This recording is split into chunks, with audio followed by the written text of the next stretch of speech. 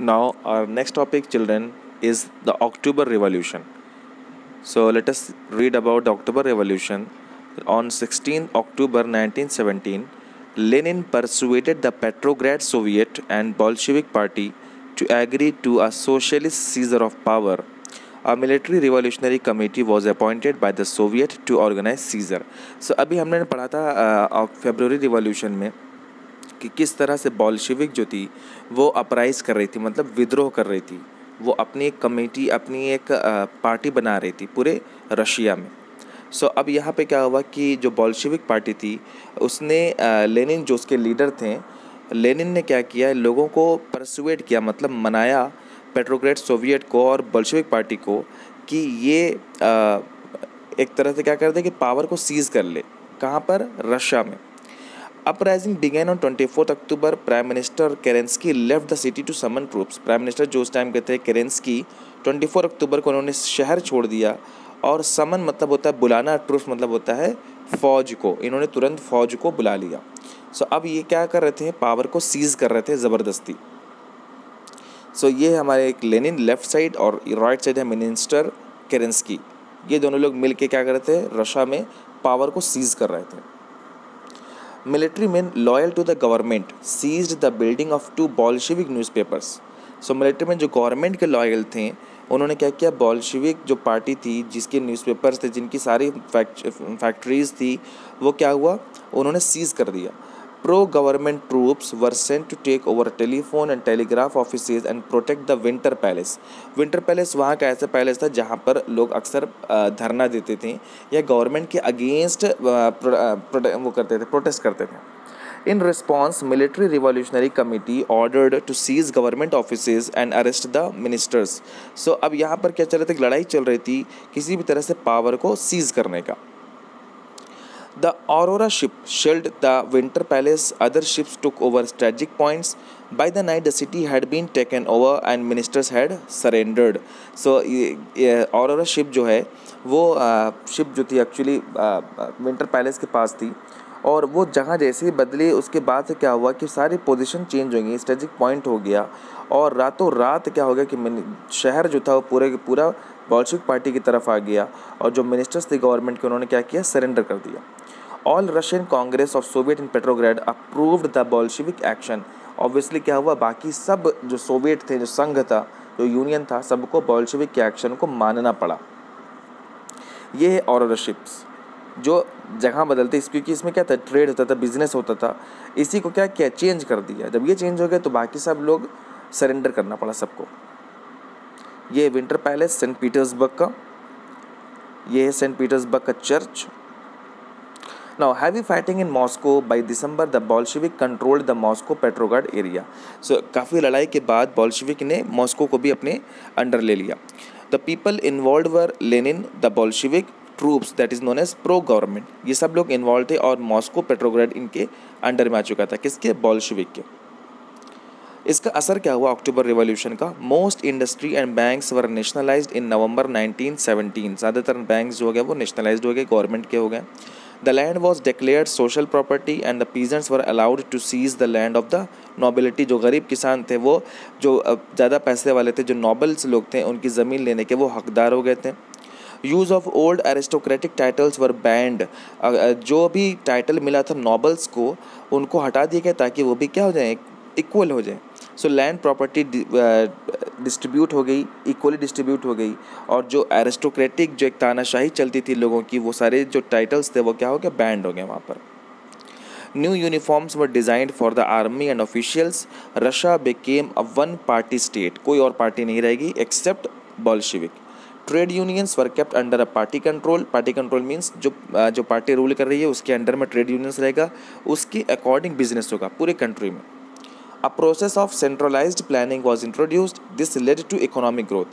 Centralized planning means ये हो गया कि जितनी भी चीज़ें होंगी कंट्री में, जितने भी चेंजेस होंगे वो किसके अंडर होंगे, जो पार्टी रूल कर रही है। तो वो पार्टी जो रूल कर रही है वो अपने अकॉर्डिंग बिजनेस को बढ़ा सकती है, घटा सकती है। तो एक तरह से नया एक चेंज आया और इससे इकोनॉमिक बहुत ग्रोथ हुई। ये प्रोडक्शन जब भी हमने पढ़ा, यूनिफॉर्म चेंज हो रहा था, तो इस तरह से हैट पहले कैसे थी और बाद में कैसी हुई, चेंजेस हुए यूनिफॉर्म के। इंडस्ट्रियल प्रोडक्शन इंक्रीज्ड, ऐसे चेंज अक्टूबर रिवॉल्यूशन के अफेक्ट क्या हुआ कि इंडस्ट्रियल प्रोडक्शन भी काफ़ी बढ़ा। And extend schooling system developed, collectivisation of farms started, collective farm अभी पढ़ेंगे नेक्स्ट में। सो उसमें क्या होता है कि कैसे अपनी फार्मिंग को, कैसे एग्रीकल्चर को रशिया ने इंक्रीज़ किया।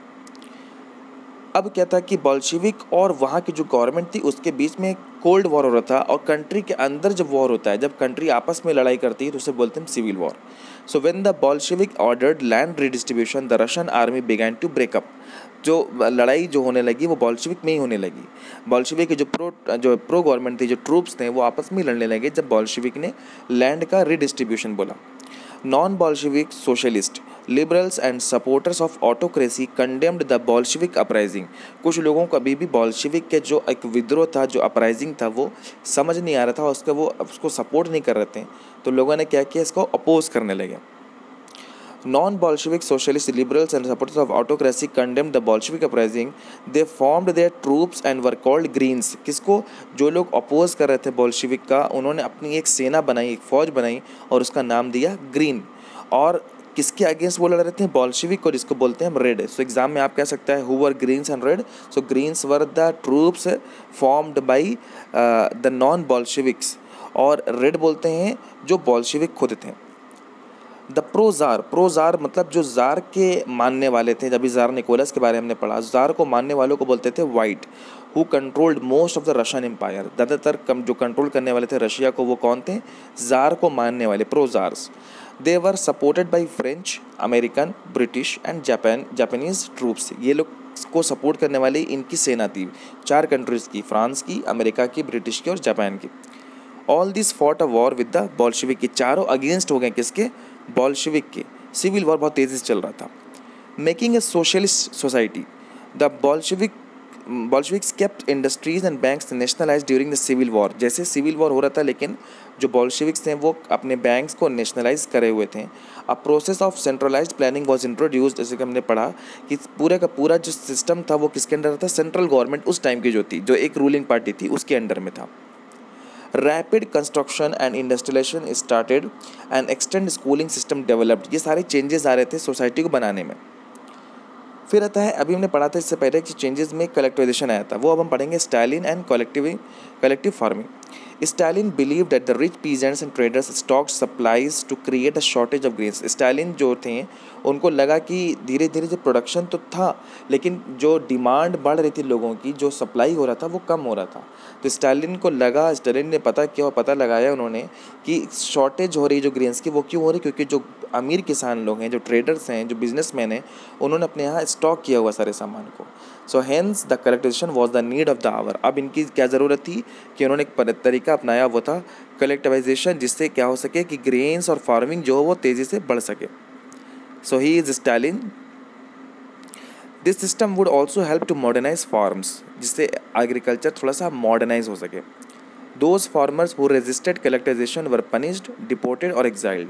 वो किसान जो इसके अगेंस्ट थे कलेक्टिवाइजेशन के, उनको सज़ा मिलती थी, उनको कंट्री से बाहर निकाल दिया जाता था या जेल भेज दिया जाता था अगर जो भी कलेक्टिवाइजेशन को मानेगा नहीं। देन ग्लोबल इन्फ्लुएंस हुआ। ग्लोबल इन्फ्लुएंस हमारी लास्ट टॉपिक है। That by the 1950s it was recognised in the country that outside that everything was not in keeping with the ideals of the Russian revolution. Global influence हुआ कि जब 1950s तक पहुँचे, so it was recognise in the country and outside that everything was not in keeping with the ideals of Russian revolution, कि जिस चीज़ को सोच के रशिया में रिवॉल्यूशन हुआ था वो चीज़ फॉलो नहीं की जा रही है, ये बाद में महसूस किया गया।